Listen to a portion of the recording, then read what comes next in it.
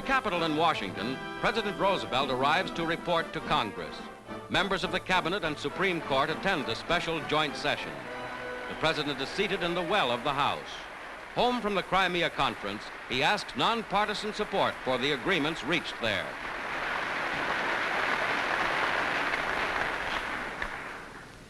It's been a long journey.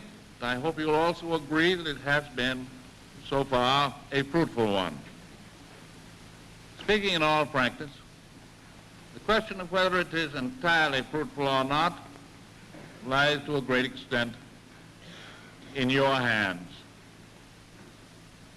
For unless you are here, you here in the halls of the American Congress, with the support of the American people, concur in the general conclusions reached at a place called Yalta, and give them your active support, the meeting will not have produced lasting results. There were two main purposes in this Crimea conference.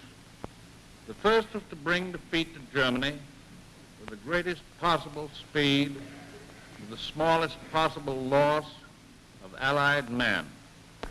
The second purpose was to continue to build the foundation for an international accord that would bring order and security after the chaos of the war, that would give some assurance of lasting peace among the nations of the world. The conference in the Crimea was a turning point, I hope, in our history, and therefore in the history of the world. There will soon be presented to the Senate and the American people a great decision that will determine the fate of the United States, and I think, therefore, the fate of the world, for generations to come.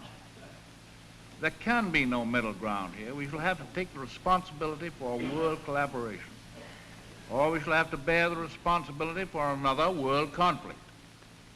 And I am confident that the Congress and the American people will accept the results of this conference as the beginnings of a permanent structure of peace, upon which we can begin to build, under God, that better world in which our children and grandchildren, yours and mine, the children and grandchildren of the whole world, must live and can live.